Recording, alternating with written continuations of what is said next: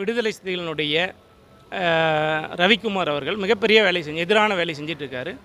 அவரோட சேர்ந்து அண்ணன் திருமா போன்றவர்களும் இந்த கேட்டகரைசேஷனை எதிர்க்கிறோம் அப்படிங்கிற பேர்லையும், கிரீமி லேயரை எதிர்க்கிறோங்கிற பேர்லையும் மிகப்பெரிய எதிரான குரலை இங்கே பதிவு பண்ணிகிட்டே இருக்காங்க. ஆர்ப்பாட்டமெல்லாம் பண்ணுறாங்க. தீர்ப்பு கொடுத்துட்டாங்க. அதற்கப்புறம் மறுபடியும் அது மேல்முறையீடு பண்ணி பெஞ்சுக்கு போட்டிருந்தாங்க. இப்போ 7 பேர் கொண்ட நீதிபதிகள் இந்த மாநில அரசுக்கு அங்கே இருக்கக்கூடிய பேக்வேர்ட்னஸ் இருக்கக்கூடிய சமூகத்திற்கு அவங்களுக்கு உள்ளொதுக்கீடாவோ அல்லது கேட்டகரைஸ் பண்ணி தனி இடஒதுக்கீடாவோ கொடுப்பதற்கான சட்டம் இருக்குது அப்படின்றத உறுதிப்படுத்தி, தலித்துகளை பிளவுபடுத்தக்கூடிய செயல், பட்டியலின மக்களை பிரிக்கக்கூடிய செயலை மறைமுகமாக பிஜேபி செய்யுது அப்படின்றத அவங்க வாதமாக வைக்கிறாங்க. உண்மையிலேயே பட்டியலின சமூகம் இங்கே ஒன்றா இருந்திருந்தால் அது பிரிக்கக்கூடிய செயலாக நம்ம எடுத்துக்கலாம். ஆனால் உண்மையிலேயே இந்த பட்டியலின சமூகம் இங்கே ஒன்றா இல்லை. ஏற்கனவே இந்த பட்டியலின சமூகம் குழுக்களாக தான் பிரிஞ்சிருக்கு. அருந்தேரில் தனியாக இருக்காங்க, அதே போல் ஆதிராவடர்கள் தனியாக தான் இருக்காங்க, தேவேந்திரகுல வேளாளர்கள் தனி குழுவாக தான் இருந்துகிட்ருக்காங்க. இங்கே தனித்தனியான ஒரு செயல்பாடு அல்லது தனித்தனியான உறவு முறையில் பார்த்திங்கன்னா கொடுக்கல் வாங்கல், அதை பொண்ணு எடுத்து பொண்ணு கொடுக்கக்கூடிய அந்த உறவு முறையெல்லாம் இங்கே எதுவுமே கிடையாது. வகைப்படுத்தி கொடுக்கக்கூடாது, அதை மத்திய அரசோட தள்ளி விடணும் அப்படிங்கிற வேலையை செய்கிறாங்க. எதுக்காகனா இந்த இடஒதுக்கீடை காலி பண்ணுன்றதுக்காக, உள்ளொதுக்கீடையே காலி பண்ணுன்றதுக்காக மறைமுகமாக செய்யக்கூடிய சூழ்ச்சி வேலை தான் இது. வணக்கம் தோழர். தமிழ்மணி, தலைவர், திராவிட தமிழர் எழுச்சி கழகம். தோழர் வணக்கம் தோழர். வணக்கம் தோழர். இப்போ இந்த உச்சநீதிமன்ற கருத்துக்கு இப்போ இந்த சென்னையில் கூடியிருக்கிற பத்திரிகையாளர் சங்கத்தில் ஒட்டுமொத்த, அதாவது அருந்ததியர்களுக்கு சப்போர்ட் பண்ணுற அருந்ததியர் அமைப்பு கூட்டமைப்பு பத்திரிகையாளர் சந்திப்பு கொடுத்தீங்க. இந்த சந்திப்பில் உங்களுடைய கருத்து என்னங்க தோழர்? தோழர், 2009 ஒடுக்கப்பட்ட விளிம்பு நிலை மக்களான அருந்ததியர்களுக்கு முத்தமிழறிஞர் கலைஞர் உள்ளொதுக்கீடாக 3% கொடுத்தார். அந்த 3% கொடுக்கறதுக்கு முன்னாடியே இங்கே இருக்கக்கூடிய அருந்ததியர் அல்லாத தலித் அமைப்புகள் சில பேர் நேரடியாகவும் சில பேர் மறைமுகமாகவும் எதிர்ப்பு தெரிவித்தாங்க. முத்தமிழறிஞர் கலைஞர்ன்றதுனால அவருக்கு சமூக நீதி பற்றியான தெளிவான பார்வை இருந்த காரணத்தினால அவர் அந்த 3% உள்ளொதுக்கீடை சாத்தியமாக்கி சட்டமாக்கிட்டார். அதுக்கப்புறம் அந்த சட்டத்தை எதிர்த்து வழக்கு தொடுத்தாங்க. அந்த வழக்கு உச்சநீதிமன்றம் வரம் போச்சு. உச்சநீதிமன்றத்தில் 2020 5 பேர் கொண்ட நீதிபதிகள் அந்த உள்ளொதுக்கீடு செல்லும் என்று தீர்ப்பு கொடுத்துட்டாங்க. அதற்கப்புறம் மறுபடியும் அது மேல்முறையீடு பண்ணி பெஞ்சுக்கு போட்டிருந்தாங்க.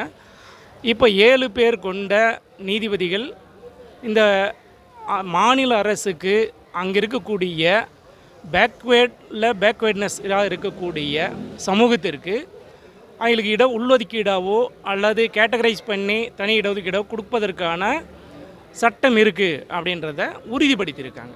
இப்போ அதன் அடிப்படையில் தான் இப்போ என்ன பண்ணியிருக்காங்க, இந்த உள்ளொதுக்கீடு செல்லும் அப்படின்னு அருந்ததியர்களுக்கு வந்ததுக்கப்புறம், அல்லது ஆந்திராவில் இருக்கக்கூடிய வகைப்படுத்தப்பட்ட அந்த இடஒதுக்கீடு இதெல்லாம் செல்லும் அப்படின்னு சொல்லி வந்ததுக்கப்புறம் இங்கே இருக்கக்கூடிய சில தலித் தலைவர்கள் அதற்கு எதிராக மிகப்பெரிய ஒரு முன்னெடுப்பை செஞ்சிட்ருக்காங்க. அதில் சொன்னாங்கன்னா, நீங்கள் விடுதலை சிறுத்தைகளினுடைய ரவிக்குமார் அவர்கள் மிகப்பெரிய எதிரான வேலை செஞ்சிட்ருக்காரு. அவரோட சேர்ந்து அண்ணன் திருமா போன்றவர்களும் இந்த கேட்டகரைசேஷனை எதிர்க்கிறோம் அப்படிங்கிற பேர்லையும், கிரீமி லேயரை எதிர்க்கிறோங்கிற பேர்லையும் மிகப்பெரிய எதிரான குரலை இங்கே பதிவு பண்ணிகிட்டே இருக்காங்க. ஆர்ப்பாட்டமெல்லாம் பண்ணுறாங்க. அப்போ இந்த உள் ஒதுக்கீடுங்கிறது ஒடுக்கப்பட்ட எளிய மக்களுக்கான கிடைச்ச ஒரு மிகப்பெரிய ஒரு வரப்பிரசாதமாக நினச்சி, மிகப்பெரிய கனியாக நினச்சி அதை தக்க வச்சுக்கணும் அப்படிங்கிற ஒரு சூழலில் இங்கே இருக்கக்கூடிய அருந்ததிய அமைப்புகள் தலைவர்கள் எல்லாம் ஒன்று கூடி இன்றைக்கு நம்ம ப்ரெஸ் மீட் நடத்தணும். அதில் எங்களுக்கு இந்த உள்ளொதுக்கீடு மிகப்பெரிய வேலை செய்து இதுக்கு எதிராக ஏன் அவங்க இருக்காங்கன்ற விஷயங்களெல்லாம் நம்ம பேசணும். அவங்க ஏன் எதிர்க்கிறாங்க அப்படின்னு சொன்னால், அந்த உள்ளொதுக்கீடு கொடுத்ததுன்னு வழியா அல்லது கேட்டகரைஸ் பண்ணுறது வழியா தலித்துகளை பிளவுபடுத்தக்கூடிய செயல், பட்டியலின மக்களை பிரிக்கக்கூடிய செயலை மறைமுகமாக பிஜேபி செய்யுது அப்படின்றத அவங்க வாதமாக வைக்கிறாங்க. உண்மையிலேயே பட்டியலின சமூகம் இங்கே ஒன்றா இருந்திருந்தால் அது பிரிக்கக்கூடிய செயலாக நம்ம எடுத்துக்கலாம். ஆனால் உண்மையிலேயே இந்த பட்டியலின சமூகம் இங்கே ஒன்றா இல்லை. ஏற்கனவே இந்த பட்டியலின சமூகம் குழுக்களாக தான் பிரிஞ்சிருக்கு. அருந்தேரில் தனியாக இருக்காங்க, அதே போல் ஆதிராவடர்கள் தனியாக தான் இருக்காங்க, தேவேந்திரகுல வேளாளர்கள் தனி குழுவாக தான் இருந்துகிட்ருக்காங்க. இங்கே தனித்தனியான ஒரு செயல்பாடு அல்லது தனித்தனியான உறவு முறையில் பார்த்திங்கன்னா கொடுக்கல் வாங்கல், அதை பொண்ணு எடுத்து பொண்ணு கொடுக்கக்கூடிய அந்த உறவு முறையெல்லாம் இங்கே எதுவுமே கிடையாது. அதையும் மீறி ஒரு திருமணம் பண்ணிட்டா கூட அல்லது காதலித்து திருமணம் செய்தால் கூட காதலிக்கிற பையனை வெட்டுறதோ அல்லது பறையூர் சமூகத்தில் இருந்து காதலிச்சாவோ பல்லர் சமூகத்திலிருந்து காதலிக்கிற பெண்ணை வந்து மறைமுகமாக வெட்டக்கூடிய வேலை அல்லது நேரடியாக வெட்டக்கூடிய வேலையெல்லாம் நடந்துட்டு. நீங்கள் அப்படி பார்த்தீங்கன்னா தான் கரடிச்சுத்தூரில் ஒரு சம்பவம், மிகப்பெரிய சம்பவம். ஒரு பையன் காதலித்து திருமணம் செஞ்சுக்கிட்டதுக்காக, பறையூர் சமூக பெண்ணை காதலித்து திருமணம் செஞ்சுக்கிட்டதுக்காக அந்த குடும்பத்தையே வந்து உண்டு இல்லைன்னு பண்ணிட்டாங்க. மிக மோசமான ஒரு நெருக்கடிக்கு உள்ளாக்குனாங்க.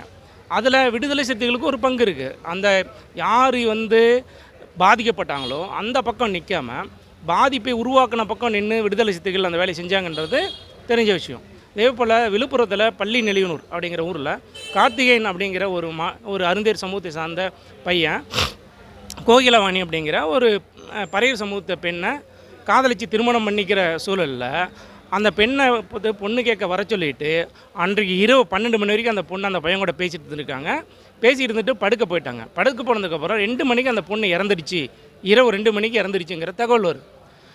இப்படி எங்கே எடுத்தாலும் இந்த சமூக மக்கள், அருந்தேர் சமூக மக்கள் அவங்க பெண்களையோ அல்லது திருமணம் பண்ணிக்கக்கூடிய சூழலில் அவங்கள வெட்டக்கூடிய வேலை, கொல்லக்கூடிய வேலை எளிதில் நடக்குது. அப்படின்றப்ப எங்கே சமூகம் ஒற்றுமையாக இருக்குது. அப்போ எந்த இடத்துல பிரச்சனை நடக்குதோ, எந்த இடத்துல மக்கள் பாதிக்கப்படுறாங்களோ அந்த இடத்துல குரல் கொடுத்தா அது ஒற்றுமையாக இருக்குன்னு அர்த்தம். நம்ம விடுதலை சிறுத்தைகள் எங்கேயும் இதுக்கான இடத்துல நின்னதான் எனக்கு தெரியல. ஆனால் இன்றைக்கி அவங்க வந்து மிகப்பெரிய எதிரான குரல் கொடுத்துட்ருக்காங்க இந்த மாதிரி. அதே போல் கிரீமி லேயரை நாங்கள் எதுக்குறோம் அப்படின்றாங்க. கிரீமி லேயர் வந்து என்ன சொல்லியிருக்காங்கன்னா, கவாய் அப்படிங்கிற நீதிபதி அவர் என்ன சொல்லியிருக்காரு, அதாவது கிரீமி லேயரை வந்து என்னுடைய வியூவில் தான் வைக்கிறேன்னு சொல்கிறாரு. அவருடைய பார்வையாக தான் வைக்கிறார். இந்த கிரீமி லேயரை நடைமுறைப்படுத்தினா இன்னும் கொஞ்சம் பயனடையாத மக்கள் பயனடைவதற்கு சமூக நீதியை நோக்கி போகிறதுக்கு பயனுள்ளதாக இருக்கும் அப்படிங்கிற அவருடைய பார்வையை மட்டும்தான் வைக்கிறார். அதை வந்து நடைமுறைப்படுத்தணும்னு அவர் வந்து ஜட்ஜ்மெண்ட் கொடுக்கல, நீதியாக சொல்லலை. அப்படி இருக்கிறப்போ இவங்க வந்து கிரீமில் இருக்கிறேன்னு சொல்லிட்டு மேல்முறையீடுக்கு போகிறது, சீராய்வு மனு பண்ணுவோம் அப்படின்னு சொல்கிறாங்க. அப்போ சீராய்வு மனு பண்ணுறப்ப என்ன நடக்கும், இவங்க சீராய்வு மனு அப்படிங்கிற பேரில் என்ன பண்ணுவாங்க, இந்த இடஒதுக்கீடுக்கு எதிரான வேலையை அங்கே உச்சநீதிமன்றத்தில் செய்வாங்க. அதனுடைய நோக்கம் தான் இந்த வந்து சீராய்வு மனு, கிரீமி லேயர் எதிர்க்கணும் அப்படின்னு சொல்கிற சீராய்வு மனு.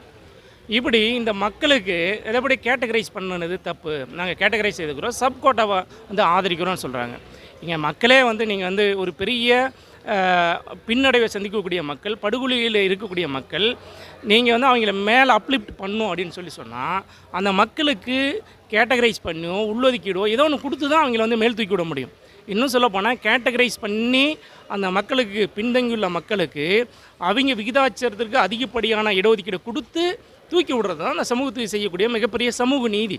ஆனால் அவங்க அதை எதிர்க்கிறோம் அப்படின்றாங்க. காரணம் என்ன அப்படின்னு சொன்னால், அவங்க வந்து இங்கே இருக்கக்கூடிய அரசியல் என்ன அரசியல், ஓட்டு அரசியல் மிக தெளிவாக பண்ணுறாங்க.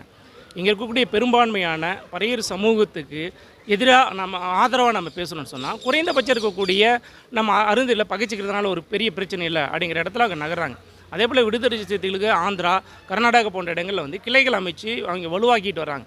அங்கே ஆந்திராவில் எடுத்துக்கிட்டிங்கன்னா அங்கே இருக்கக்கூடிய மாலாக்கள் அவங்க வந்து இந்த இடஒதுக்கீடு பட்டியல் சமூகத்தில் இருக்கக்கூடிய மாதிகாக்களுக்கான இடஒதுக்கீடு எதிர்க்கிறாங்க.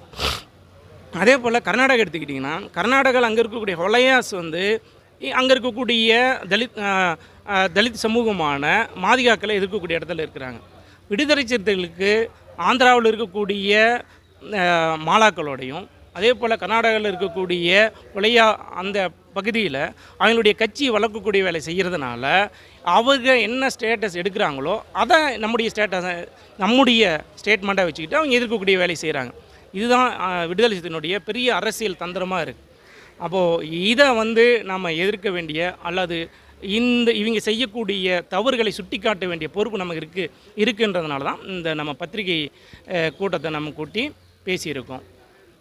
தோழர், இப்போது இந்திய அரசியலமைப்பு சட்டத்தில் 340 சோசியலி அண்டு வந்து எஜுகேஷனலி சமூக ரீதியாகவும் கல்வி ரீதியாகவும் பிற்படுத்தப்பட்ட மக்களுக்கு தான் இடஒதுக்கீடு கொடுக்கணும் அப்படின்ற ஒரு கான்செப்டை அம்பேத்கர் அவர்கள் வச்சுருக்காரு. இப்போ தோழர் திருமாவளவன் அவர்களை எடுத்திருக்கிற கருத்து வந்து அரசியலமைப்பு சட்டத்துக்கு எதிராக பண்ணுறாரா? ஏன்னா இங்கே இருக்கிற அருந்ததிகள் தான் உண்மையாலுமே கல்வி ரீதியாகவும் சமூக ரீதியாகவும் மிகவும் பின்தங்கிய நிலையில் இருக்கிறாங்க. இதை பற்றிய திருமாவளவன் அவரோட கருத்து எனக்கு சாதி பாசனம் நம்ம எடுத்துக்கலாங்களா, இல்லை வந்து வேறு என்ன மனநிலையில் நம்ம எடுத்துக்கொள்கிறோம் தோழர்? அதான் இப்போ என்ன ஒரு விஷயம்னா, அவங்க எதிர்க்கக்கூடிய விஷயம் எங்கே வருது அப்படின்னா 341(2) பிரிவு என்ன சொல்லுது அப்படின்னா, நீங்கள் ஒரு சாதிய பட்டியலின மக்களில் சேர்க்குறதோ அல்லது ஒரு சாதியை பட்டியலினத்திலிருந்து எடுக்கிறதோ செய்யணும்னு சொன்னால் அது மாநில அரசுக்கு அதிகாரம் இல்லை, மத்திய அரசுக்கு தான், ஒன்றிய அரசுக்கு தான் அந்த அதிகாரம் இருக்குது அப்படின்னு சட்டம் சொல்லுது.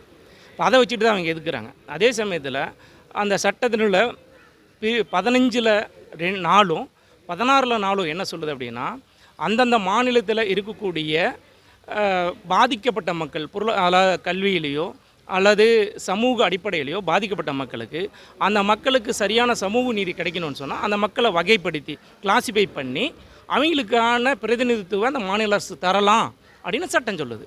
இந்த இடஒதுக்கீடு இப்போ செல்லும் அப்படிங்கிற விஷயத்தை கூட எதில் வைக்கிறாங்கன்னா 15ல் 4 16ல் 4 இந்த சட்டத்தை வச்சு தான் மாநில அரசுக்கு அந்த மக்களினுடைய தேவைக்கேற்ப அவங்களுக்கான இடஒதுக்கீடை பிரித்து கொடுக்க முடியும் அப்படிங்கிற ஒரு கிளாஸிஃபை பண்ணி அவங்களுக்கு தேவையான விஷயங்களை அப்ளை பண்ணுறதுக்கான வேலையை செய்ய முடியும் அப்படிங்கிற சட்டம் சொல்லுதுன்றதை வச்சு தான் இந்த இடஒதுக்கீடு செல்லும் அப்படின்னு சொல்லி இந்த 6 நீதிபதிகள் சொல்லியிருக்காங்க.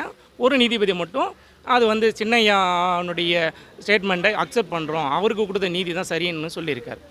அப்போது இயல்பாகவே சட்டமே என்ன சொல்லுதுன்னா மாநில அரசுக்கு அந்த அதிகாரம் இருக்குது அப்படின்னு சொன்னதுக்கப்புறம் இவங்க மாநில அரசுக்கு அந்த அதிகாரம் இல்லை, இந்த அதிகாரத்தை பறித்து மத்திய அரசு கொடுக்கணுன்றதுக்காக தான் இவங்க என்ன பண்ணுறாங்க, மாநில அரசுக்கிட்ட இருக்கக்கூடிய மாநில அரசு நினைச்சா இந்த இடஒதுக்கீட்டை வகைப்படுத்தி கொடுக்கக்கூடாது, அதை மத்திய அரசுகிட்ட தள்ளி விடணும் அப்படிங்கிற வேலையை செய்கிறாங்க.